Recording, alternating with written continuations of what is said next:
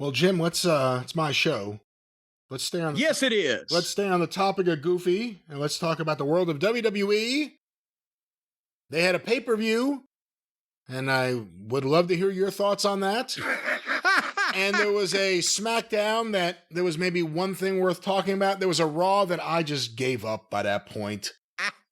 But why don't we talk about a weekend of WWE festivities? Well, really, the Smackdown was, you waited 2 hours and 45 minutes and John Cena came out and cut a promo. And the promo was lovely. As a matter of fact, they even, the audience gave him a little prop to work with because one of the ringsiders, and there was actually from one of the people sitting underneath the hard camera, they tweeted a fan camera of this where you caught the guy that threw the bottle at Cena throwing the bottle because it came from the hard camera side. So when you're watching the TV, you see it appear and then it lands at his feet. This angle, you saw the guy throw it and the security had him in like 12 seconds. And then Cena picks the bottle up and does the bit with it where he looks at it with disdain and throws it away and says, "This is what you're reduced to, throwing bottles at..." Yeah, SmackDown's 3 hours long, Brian. And there was matches and there was promos and hey, nothing is unprofessional.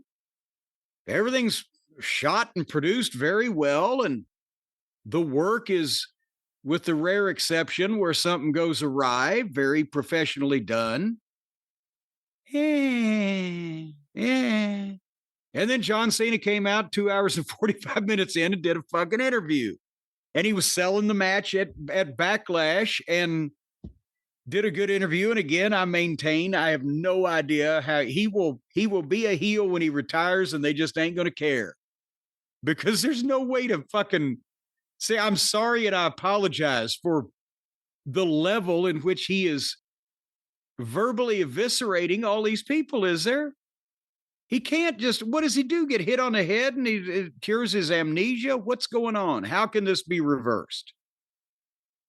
I don't know. And, I'm really down on WWE right now. I've not been enjoying the show by and large and the current angles and everything. I'm not feeling it right now. And as much as I get a kick out of the Cena heel promos, it does feel like there's like a weird disconnect between whatever he's doing and everything else. I don't know. It doesn't, the constant 10-minute promos talking down to the fans. I think we've had that enough. The stuff about Randy Orton was pretty good. I mean, it was pretty harsh. No one knows who your grandfather is. Your dad was best known for, losing or whatever it is that he said. No, his dad was best known for having sex with his mom to produce him. I think that's what he said. Well, what he said was your dad was best known for knocking up your mom or the only successful thing or something to that effect. But, talking about the show beyond the Cena promo, they're kind of training me not to give a shit about the show because I could just wait for the pay-per-views and actually see stuff that matters. And those commercials are 10 minutes long in between matches and not just in the middle of the match.